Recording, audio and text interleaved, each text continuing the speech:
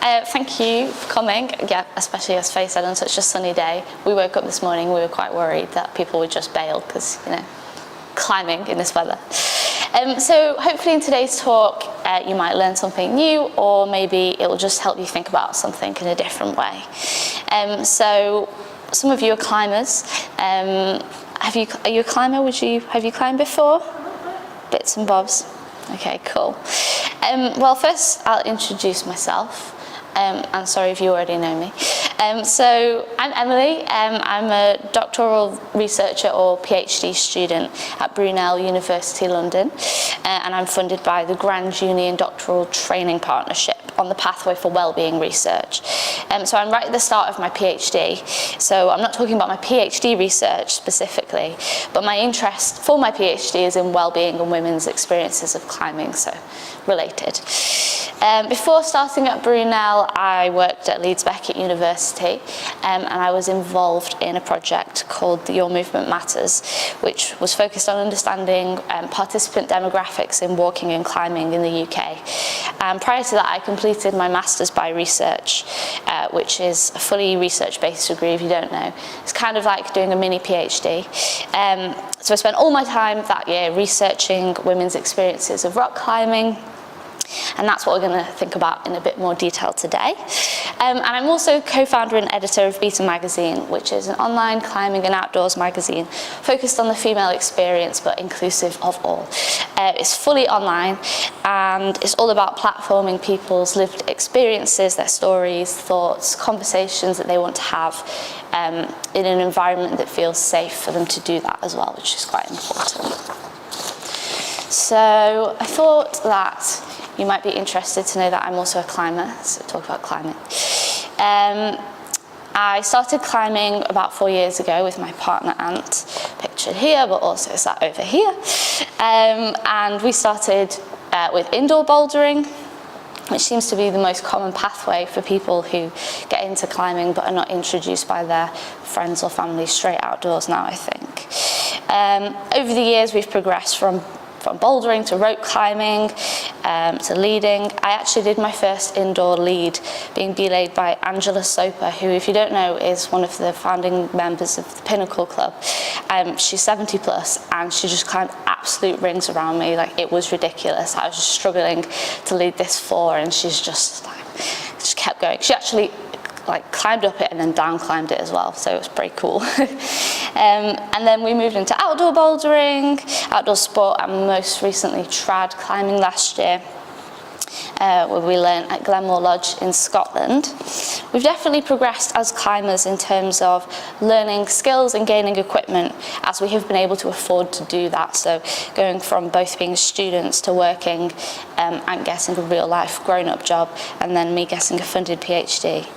I don't climb at any particularly advanced grades, and I quite like to share this. As somebody whose work revolves around climbing, I think it's important to show that it's not just the elite level climbers that can do the work, if that makes sense. So this is great, but you didn't really come here to listen to me talk about my climbing. But I'm telling you this stuff because when we move on to think about what I found in my research, my position as a climber and as a researcher are fully connected. So we naturally look to connect our experiences to others. And in research, that's okay, but it's just about being aware of that. So I thought that as we go through the talk and I share some of my findings, maybe it might be quite useful to think about how you connect to what people said. So do you kind of think, do you hear something you go, what? No, that's not right. Or do you think, interesting, I never thought about it like that before. So you can just keep it to yourself. And it's more just to serve as an exercise in thinking, really. Especially those of you who are doing research as well, that thing about reflexivity and reflecting back's really useful practice to have. So today I'm going to talk about the starting point. Why did I want to do the research? How did it work? What did I find out very, very broadly? And then we're going to zoom in on some findings around risk, and then we're going to think about women's experiences of risk, then perceptions of risk, and motherhood and experiences as well. After that, we'll move into thinking about what women told me about how they engage with climbing media. And then we're going to move on to think about how women are representing themselves in climbing media. So we're going to talk a bit about Beta Magazine, how it came about, what's it all about, and then we'll finish with a slightly more creative activity. And I've mentioned some of you before, but I'll be making some references to other studies and information. I haven't included the references on the slides because I didn't want to clog them up, but if you want them, I can email them to you after. Okay. So, the starting point for the research. How and why did I decide that I wanted to research everyday women's experiences? I spent a lot of time in gyms when I was doing my undergraduate degree, gyms, we like to call them, not bouldering gyms, and volunteering for Leeds Girls Can. Leeds Girls Can are a branch of the national This Girl Can campaign, so it's all about getting more women and girls active in physical activity. And I'd seen quite a lot of inequality in mainstream sport. But then when I started climbing, it was quite different. I didn't see this in the same way. But I was seeing these really strong, confident women climbing, but I was also seeing these quite over-the-top displays of masculinity and the clear domination of male-looking people at our local bouldering gym. And when I look back, this was a very small pocket, but at the time I didn't have much experience outside of that. And as time keeps going, I get more experience and my outlook becomes quite different. But all research is context specific, even in how it comes about. So even more numbers and stats-based research often gets applied really broadly. But I would like to offer a caution, I suppose, that that's potentially quite dangerous because, you can't just apply this to all women's experiences. It's just kind of a zoomed in look at some people's experiences. So that was the context. So off I went to Leeds Beckett University. I had a background in history, so I was quite interested in understanding how things have changed for women over time, how everyday experiences may or may not have evolved over time. I wanted to find out how much improvement there had been. Were women having a better time now compared to 50 years ago? And I thought the answer would be yes, but there's not that much existing academic research out there. There were some important things to consider, like the practical implications of how I would collect the data, what was my position coming into the research, how I would manage that, how I would deal with my own prejudices or biases, and what were the ethical implications. So, speaking of ethics, it's worth pointing out that all the participants agreed that their interview data could be used in talks like this. They also chose their own pseudonyms or fake names. So when I make reference to them, they're the names that they chose themselves. So first of all, I had to look at the existing research, or try and find it, and there wasn't that much, and there's still not that much. I then had to decide what I would do to find out about women's experiences. So to start with, I went to Mountain Heritage Trust, to the archive there, which is based at Blencathra. And if you don't know about it, it's in the same building as the Field Centre. I spent lots and lots of hours looking through old climbing magazines. I wanted to try and get a sense of what the climbing scene was like from 1970 and beyond, to get a better grip on the culture, but also to see how women were being represented and treated. So we'll talk about that a little bit more later. But it was really useful because it helped me to kind of get a sense of what the older women in my study might have been experiencing in those decades. So then I went about recruiting my participants. So people needed to self-identify as female, be aged 18 or over with no upper age limit, climbing regularly at some point between 1970 and 2020, and consider themselves to be your everyday normal climber. So I mean everyday in the sense that people are climbing for leisure, fun, fitness and enjoyment, but not as elite or professional climbers. I interviewed 15 women aged between 21 and 70, so that was the biggest aspect of diversity, I suppose, was the age range. They were all climbing at various points with various identity markers. I asked them questions about, well, I asked them a lot of questions, but I asked them questions about their experiences of balancing everyday life with climbing, perception and understanding around gender, femininity and embodiment as well, and experiences of embodiment. I asked them their thoughts about climbing media, representations. I asked them if they think things have changed. I asked mothers who climb about their specific experiences. Questions about gender dynamics, differences between men and women climbing. So there was quite a lot. What did I find out? Well, our suspicions were confirmed.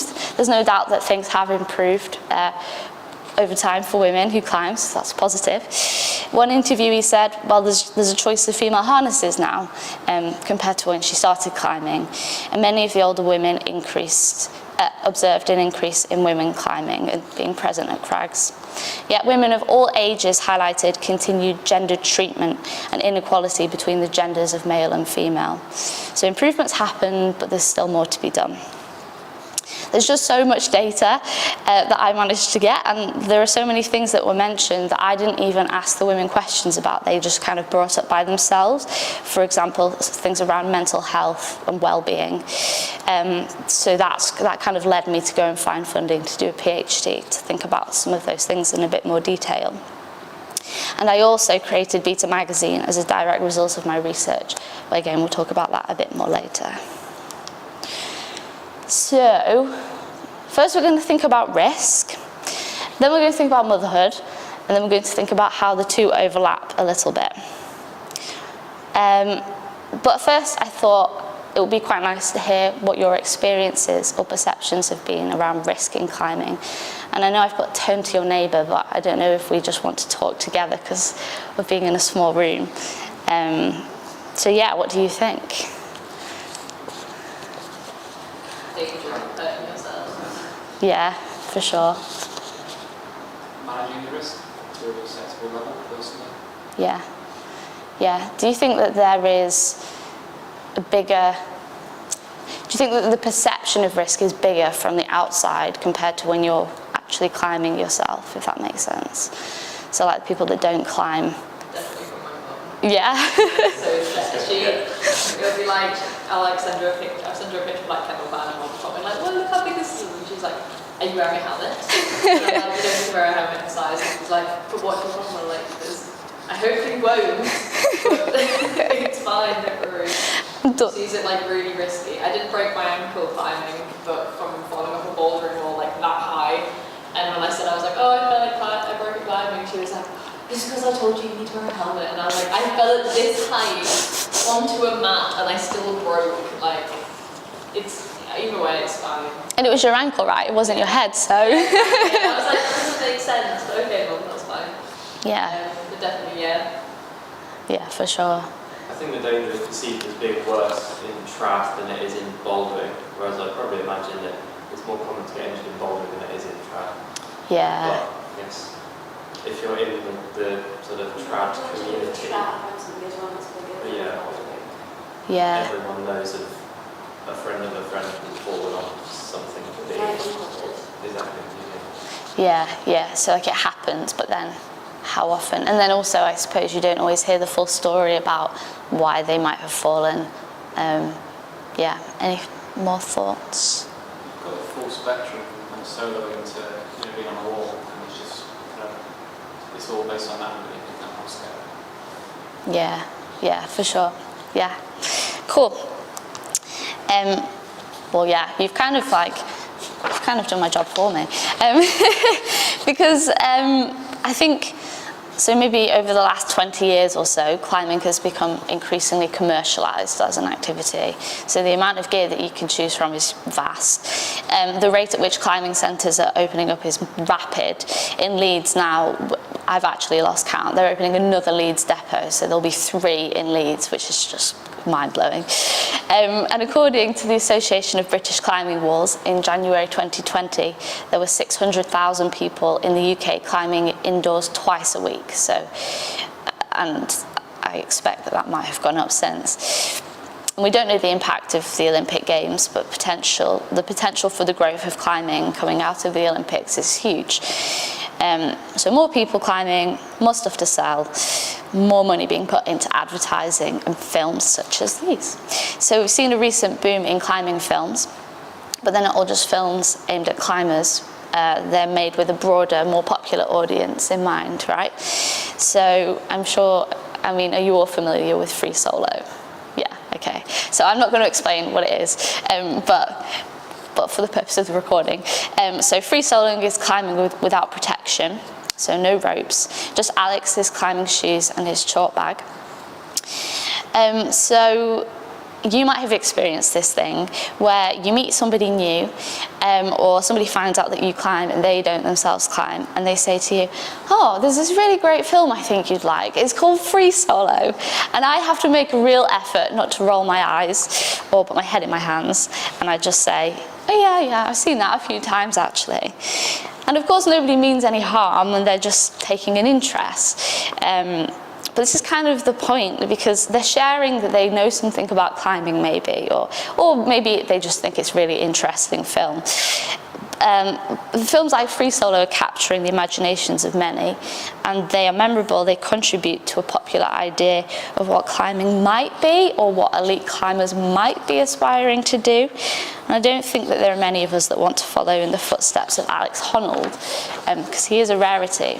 But it kind of all just builds and contributes to this idea that climbing is very high risk and extreme.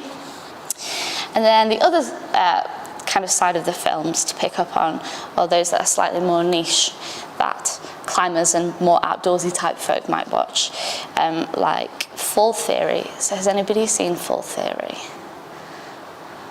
No. Ant nodding, but I know that Ant's seen it. Okay, so Fall Theory was one of the Brit Rock films for last year. And it follows the story of Franco Cookson as he climbs all over the North York moors.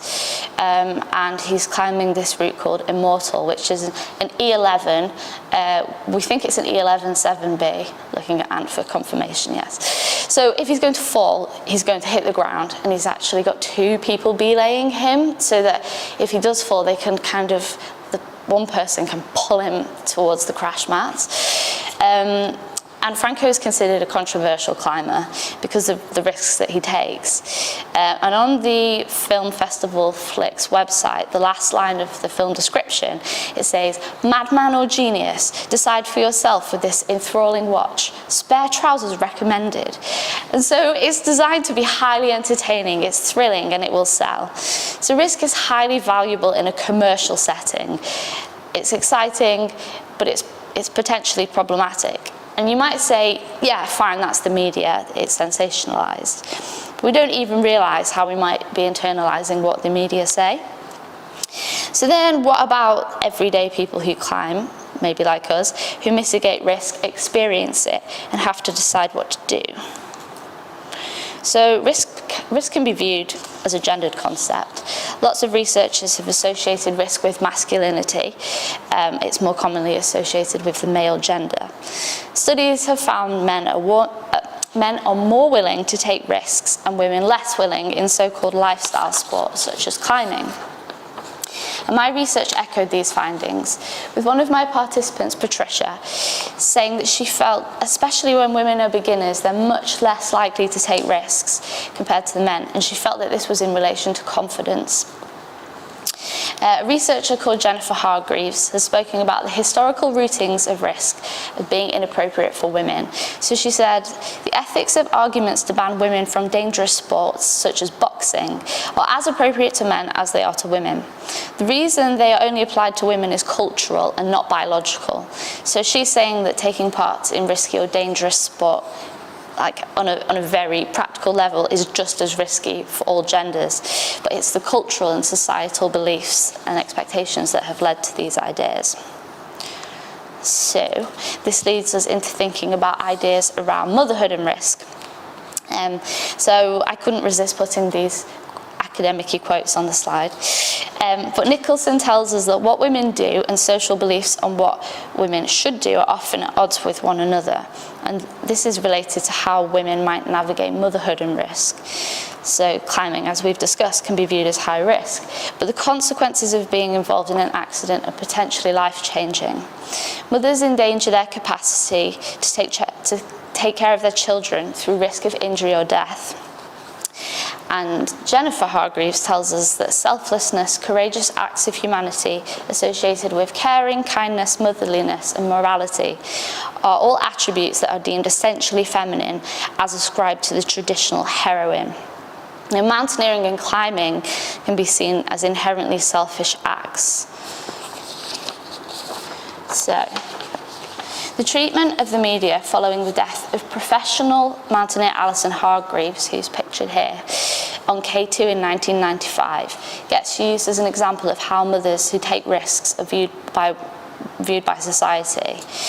So in case you don't know, Alison Hargreaves was frequently represented as a bad mother following her death on K2. But when she had made a successful summit of Everest without supplementary oxygen earlier in that season, she was constructed as a national heroine. Yet when mountaineering led to her death, the media turned on her. And historically, male climbers who have died mountaineering or climbing have not received the same judgment on their morality. It was highly gendered. More recently, professional climbers have spoken publicly about negotiating risk in climbing, including Kevin Jorgensen and Tommy Caldwell. So this could be seen as a positive step towards rebalancing the moral responsibility around family and risk. The echoing legacy of Alison Hargreaves is still felt by mothers who climb, as we shall see. So there were 5 women who identified as mothers in my interviews, who took part in my interviews. So I'm going to give you a bit of an overview and background about them, just because it will kind of help to understand the more specific experiences within their life story, I suppose. So we'll start with Jenny. So Jenny, at the time of the interview, was age 70.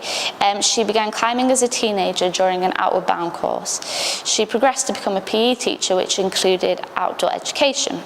Her preferred style of rock climbing when she was younger was trad, but she also regularly scrambled. She had young children during the 80s and had been a member of her mountaineering club until she had children. She said, "I had kids and my life changed quite a bit." Although she did continue to climb at a reduced rate with a female friend, Jenny took her children climbing indoor on occasion until the point when she stopped climbing completely. And during the interview, she reflected and she said that she stopped climbing because of her children, a career change, and separating from her partner. And she said, "I think I just moved on in my life, really." Next, we've got Sean, who was age 67. So she began climbing through her university mountaineering club at the age of 17.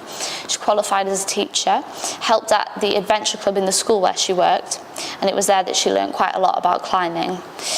She then moved to work in an outdoor centre where she met her husband, who came on a training weekend, and then she was taking part in more advanced climbing, including alpine climbing. She said that at that time she didn't want to have children, and I'll quote her. She said, "It was a hard sort of a thing, and for it just felt like I was not willing to give up the fantastic life I had, all the adventures and amazing experience that were not just once a year." She did have a child in 1992, continued to climb, but then after the birth of her second child, she stopped climbing. After a break, her and her husband restarted climbing, and they balanced childcare with their climbing by going on holidays with other families, climbing holidays, and visiting the children's grandparents in Wales with the climbing days so that they could set off early in the morning, go for a climb, come back, still have time with the family. Since her children have grown up, she now climbs with her daughter, but her son no longer climbs. Patricia, who was age 60, first experienced climbing also as a child during an outward bound course. She picked it up again momentarily at uni, but then she didn't climb again until she met her husband at the age of 26. And he was an experienced climber and helped her to develop her climbing skills. During the 80s, the weather was very wet, she said, and so they moved to do water sports. They had their first child in 92, and then restarted climbing, climbed indoors with the children. In 2004, she acquired an injury and had to stop for a period, but she restarted again in 2018 and now continues. And when I interviewed her, it was during that first lockdown, and she was saying, "Oh, I just miss the wall. I just miss the smell of the chalk and the shoes." I was like, "Do you miss the smell of the shoes?" And then we have Ursula, who was age 46. Who began climbing through DAV. So we're kind of seeing this pattern actually of people starting climbing through these courses, DAV, that kind of thing. And that was in the late 80s. She worked as an assistant outdoor instructor. She completed her A-levels and continued to work in the outdoors.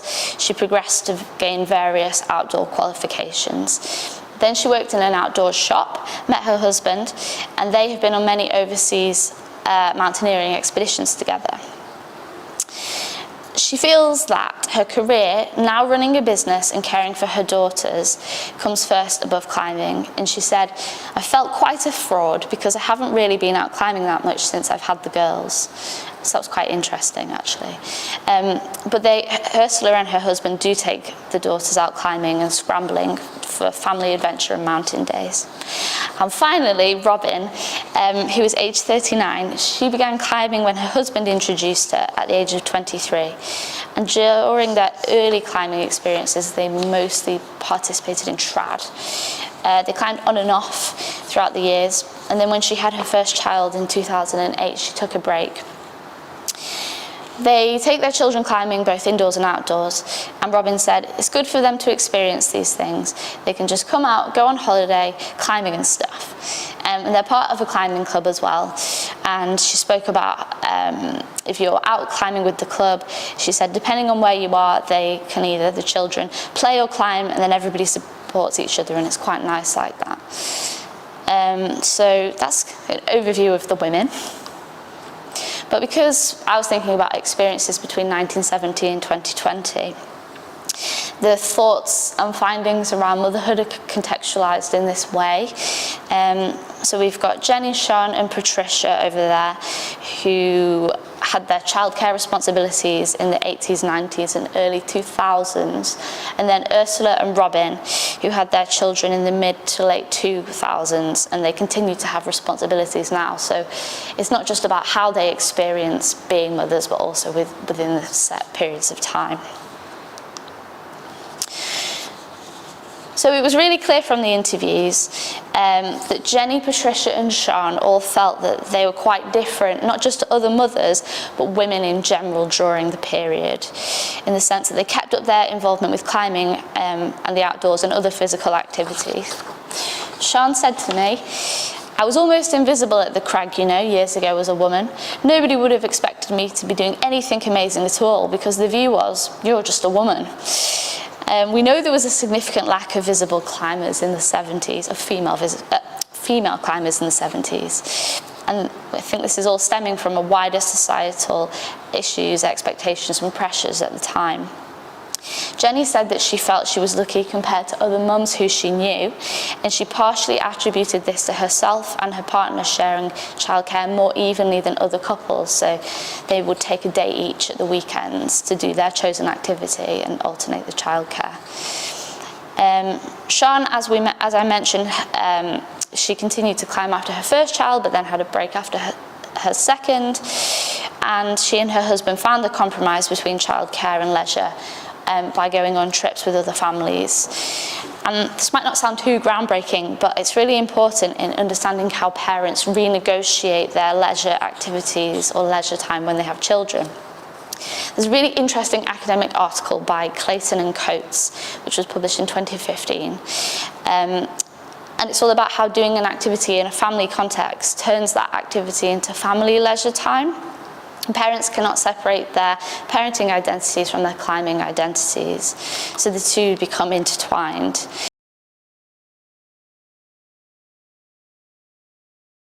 Females with children in the 70s, 80s and 90s who might not have been climbing. And then moving on a bit, some 20 years later, Robin's experiences were quite different to Sean, Patricia and Jenny's, because before having children, Robin did go climbing with her friends in the evening at the indoor bouldering wall, But then since having children, her ability to climb has become dependent on her husband being at home rather than working away. So he works away for extended periods of time. And if he's away, she can't go climbing because she doesn't have any family or friends locally to help with the childcare. And they've also moved around quite a lot, so she doesn't have that support network. So when she said it's really hard to make friends, and with the kids, ... it's just kind of implying the kids are the factor that make it quite hard for her. So there are just a couple of examples. But it was quite interesting because women in the study who were not mothers also made observations around inequality in women climbing. So one person called Nell said that she sees families at the crags, but usually she sees the dad climbing and the mum sat around looking after the kids. And Susan said, I'd love to see more older female climbers, but I feel like social norms, if you're getting older, you're having children, maybe you want to climb, you've got to prioritise things. And then she also went on to say that if she was to have children, she feels it would be difficult to climb until the children were at an age where they too could enjoy climbing. And it's just this way that she mentions social norms that makes me think that maybe she thinks that there is another way that she could navigate motherhood, but still she feels it would be too difficult, so it's kind of really, really embedded. Okay, so what about motherhood and risk? So we've gone risk, motherhood, now motherhood and risk. It was really interesting talking and thinking about motherhood and risk. Although mothers mentioned a variety of reasons for a reduction in their climbing when they had children, Ursula and Robin spoke explicitly about the level of risk associated with climbing and the subsequent implications. So Robin said, I had my first child in 2008, and then I pretty much didn't do very much. So after having my first son, we went to Skye to do like bits of the ridge, not loads of it. We did like a little bit of climbing, and then I decided I was never going to climb again. It was like I lost all my confidence because I think it was like now I had the responsibility of a child, I felt like I was going to die. And this quote stands out for me the most, I think, out of all the interview transcripts, because it just feels so extreme. And when I interviewed her, you could kind of feel that anxiety as well. So I think for Robin, it seems that the responsibility of being a parent clashed directly with climbing, and the risk itself probably didn't go up. It had always been there, but now that she had a child, she was acutely aware of it. And I've made a note here where I've said there are some things tied to how the physiology of the brain changes when you have a child. But I don't know that much about this, but I do think, and as we mentioned before, the death of Alison Hargreaves was pitched against the wider societal issues and pressures that contribute towards what it means to be a good mother. And according to Frolic, society says that a good mother sacrifices her own needs and desires for those of the children and ensure that she, above anyone else, is fully present with her children. So if we kind of draw on this idea, then taking part in activities like climbing is inherently selfish. And so we see the mix of these things, the risk, the responsibility, heightened by what society teaches women. And Robin is quite a young woman, so it just shows how it just keeps going. So then we turn to Ursula. So she felt that her understanding of risk had altered in response to being asked how her experiences had changed as she became older and her children had grown up. Right, so I've got quite a lengthy quote for you. So she said, my decision-making process and my attitude to risk has changed.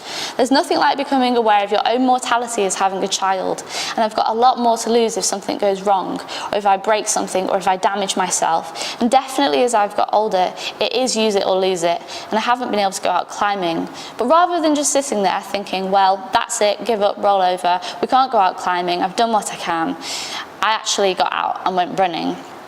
And I was quite seriously ill after having my second child. I realised I needed to do something to make sure I'd be here to watch her grow up. And yes, so I just put on some running shoes, and I never ever thought I would put the word running and enjoyment in the same sentence. So although climbing became less practical for her, she actively adapted her activities to suit her. And it seems that the idea of risk and poor health actually is what motivated her to want to become fitter and stronger. So she's reducing the risk, but she's doing it in a way that will fit her lifestyle. So the point here, I think, is that actually it's never as simple or reductive as saying, well, this mother climbed before and now she doesn't because she had children. Although the literature around women in sport does indicate that women who have children tend to deprioritize their own activities when they have children. So, and if you want some references on that, I will get them for you because they're really interesting. But the point is that when we look at individual stories, we can see that it's more complex. And I think the way that we sometimes frame things in quite binary ways of did climb, didn't climb, constrained or not constrained, it's not always helpful, because we need to think in a bit more detail and think a bit more deeply, I suppose. Okay, so these have just been the stories of 5 women, but they reveal to us the value of zooming in on individual experiences and how this gives us deeper understanding into wider societal issues and the context during the period that women were climbing and became mothers.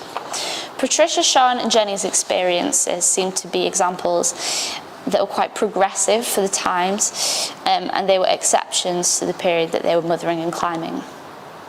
They all acknowledged that they were privileged to be able to climb as mothers and defy societal expectations. Although women have defied expectation and some progress has been made, the more practical implications of childcare seem to be a continued constraining factor for some women.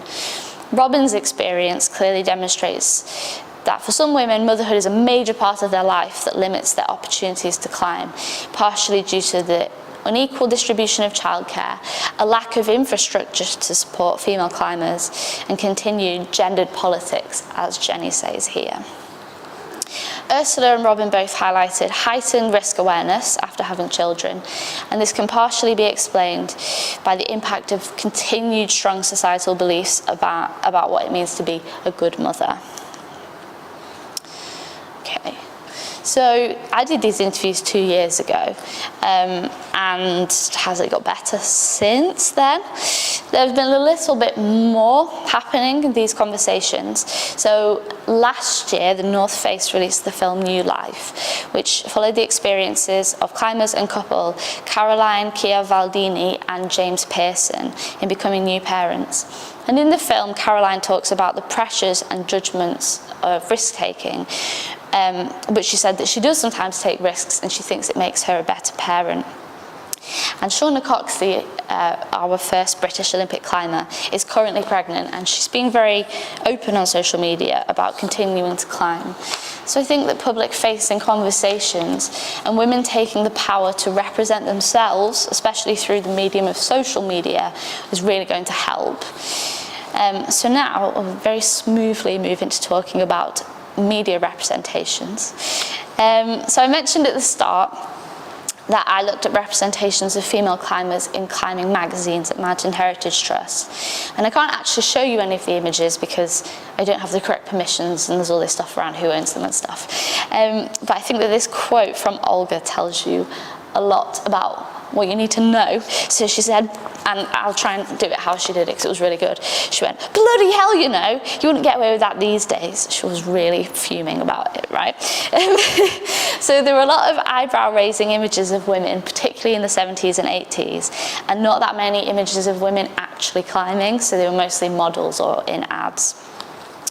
And then as we moved into the 90s and 2000s, it became more of like a Spice Girls, girl power kind of vibe. Women climbing, being celebrated. Some representations felt more authentic than others. And then into the 2010s up to now, I think things have rapidly improved. And I would say they've improved over the last 4 years at an even rapider, a more rapid pace. Less tokenism and just women being present in the climbing media. I know that publications such as UK Climbing and the BMC Summit magazine are making huge efforts to have more engaging and inclusive content.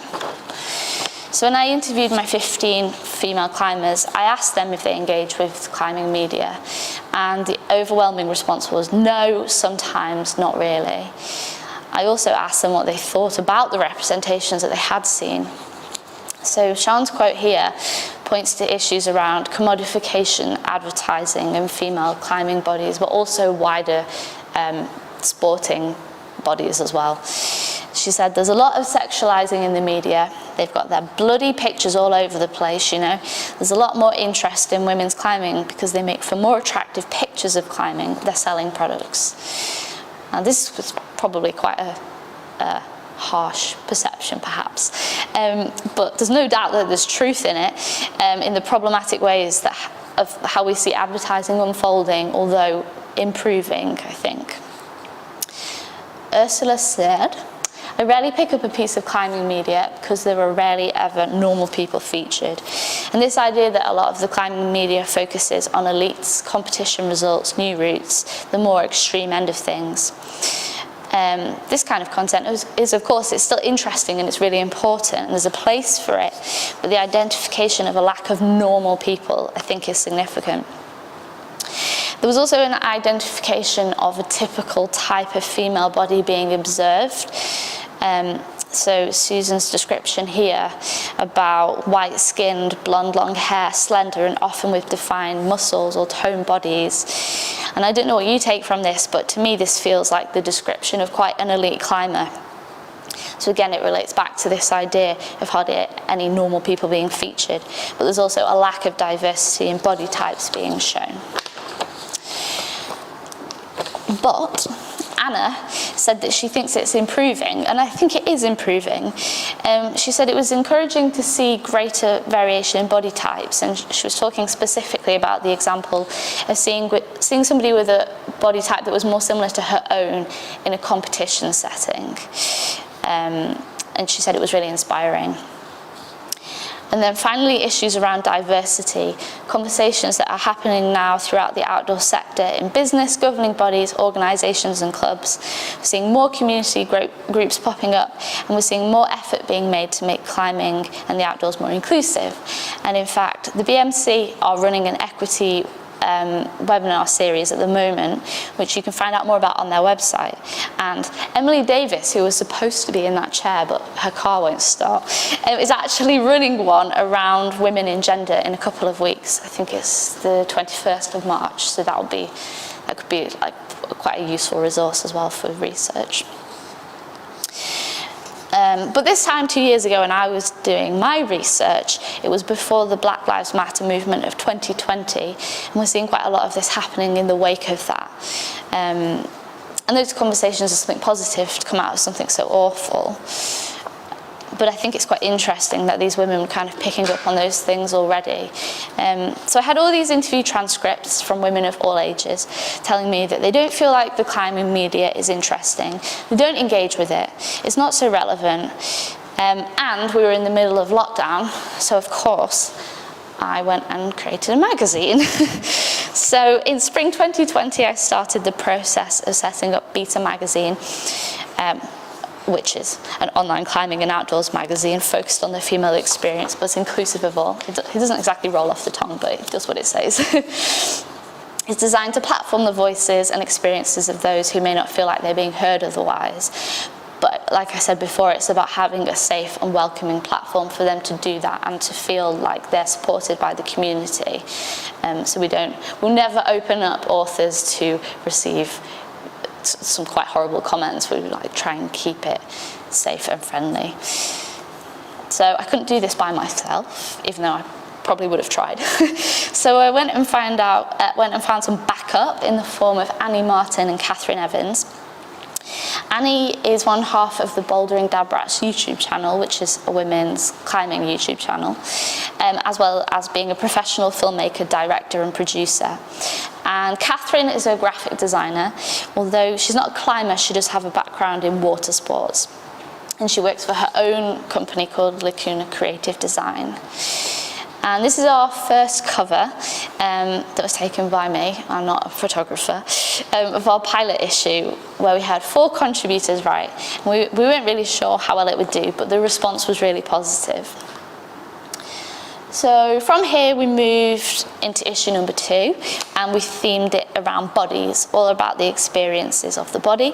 The issue touched on mental health, body image, eating disorders, menstruation stigma, injury, physical space and COVID.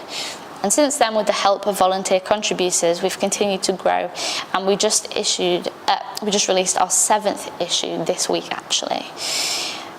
So I went through the past contents pages and tried to categorize the types of content that we've produced and shared. And this is what I managed to boil it down to, but I actually don't think that this covers everything.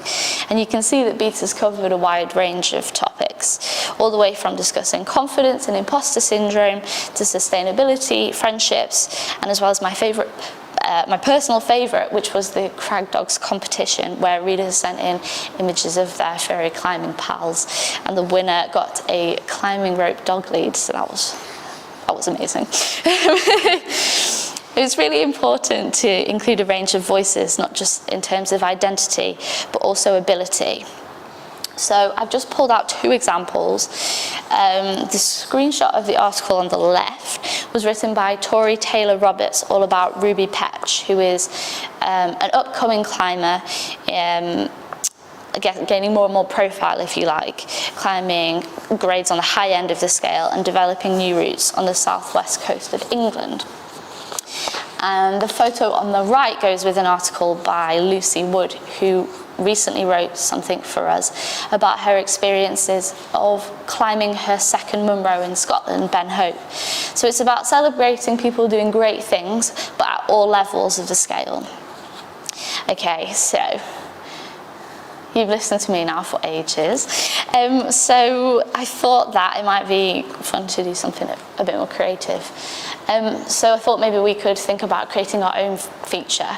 Alex is a published author, so I feel like he has a bit of a head start in this. But I thought if you want to think about an activity that you do or used to do, and then think about your lived experiences of your chosen activity. So I've put some examples: an achievement, relationship, a place, a challenge, learning a skill, an incident. And then choose a format. So it could be a story, it could be a diary entry, an article, it could be a dialogue, a script, a debate, a poem, a painting, whatever you like to do or you think you'd like to do. It doesn't matter if you're not good at it. And then think about what you would want to capture. So is it the feeling, sense of place, an emotion, a way of thinking, an approach, a journey? So I realised I put that across 2 slides. So yeah, do you guys want to have a chat between yourselves about what you would create? And I'll stop talking at you.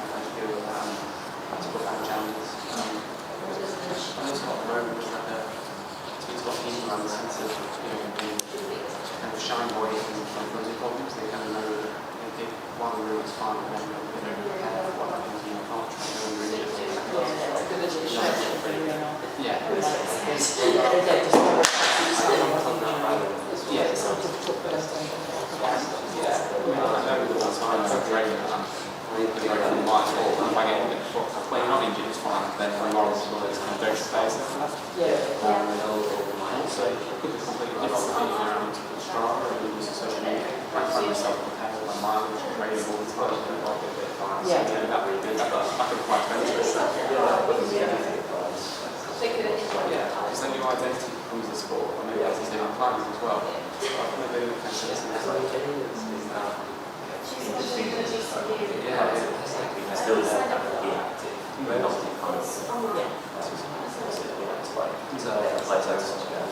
yeah, I think it's like I think it's bigger than the sport. Yeah, it's like the football, you can't I'm sure sense of purpose.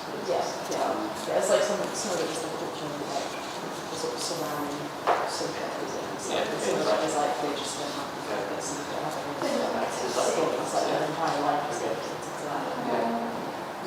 Yeah, it's just something really nice. What's your sports question like? You start with New York, To be honest, the only time I was like regular in climbing, I've sort of done it on and off over like the last few years, but I've sort of stopped at the beginning. I don't know if it's sort of I'm like really kind of like regular climbing when I was a child. So when I was like 11, and then again, it's like a combination of the local climbing that should go around and starting secondary school and also I had like go to most MRes and I was like, so I suppose the question is how local actually kind of like talk about my experience and kind of link it to like facilities and how accessible they actually are to people, especially like, so I don't have my originally, and they were talking about closing down the sports centre there, which was controversial. I mean, it's mainly known for swimming, so like we really like cruises and Olympics, like training. So like people kind of coming out from that and were like, close this place that's got like sort of grass, like it's just, you know, like close it, what people do. But they, I mean, they closed the Condor just because they didn't have any infrastructure there. So some of it is like, actually the benefits of that. And like what kind of stops people from making things start again. And having facilities Cool. How's everyone doing? How are you doing? Have you come up with a masterpiece idea? I was supposed to have one for one. Well, it doesn't have to be.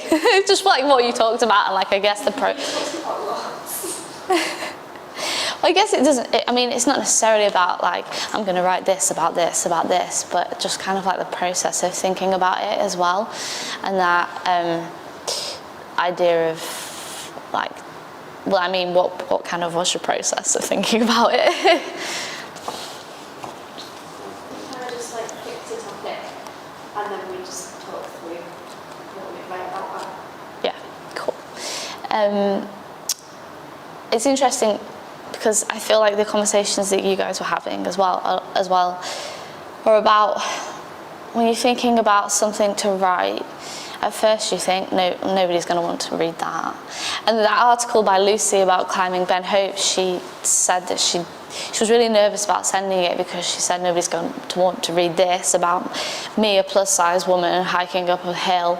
That's what she said. Like she's kind of like playing it down, but actually the significance of it could be really helpful. So I heard you guys mention camping, and like, which is like amazing, but. Some people might have never been camping and they do not know how to start. And so I think a large part of Beta is about breaking down those things that seem perhaps quite small, especially when we're used to being out and doing things. And like the other day we were talking about how when you're in that situation, you're in a place that's quite new, but you've got a map and you've got water and you've got snacks. And you feel comfortable even though actually you might be like miles and miles away from the road, but because you're confident in your ability, it's fine. But then if you've never had those experiences, then it's how do you get into it? So I think that's, yeah, kind of part of what we try and do.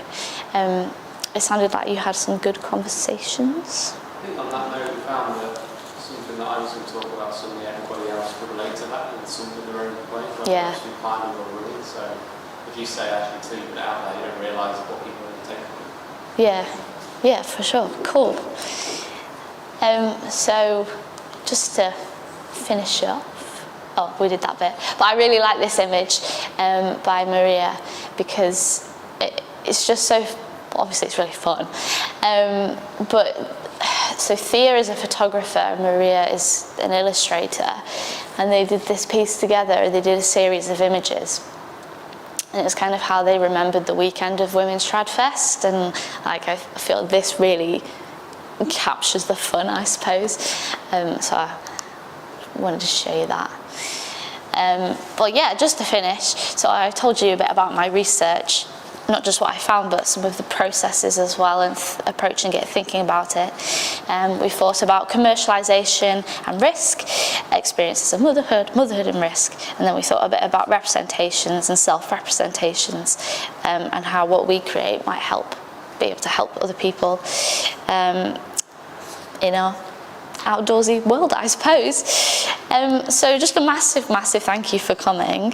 It really means a lot. And I thought I'd just mention that tomorrow we have an introduction to climbing illustration via Zoom through the magazine at 7:30. But it doesn't have to be about climbing. You could practice drawing something else, some other kind of active activity. And we've got a yoga for climbers happening on Sunday the 13th of March at 6:30 p.m, also via Zoom, and these are all in celebration of International Women's Day. And I have included a cheeky little 10% discount, and that will be, it's valid for a month, I think. So if you just put in the Armitt 2022, and it'll give you 10% off everything. So yeah, massive thanks, and I hope that you enjoy the rest of the sunny afternoon.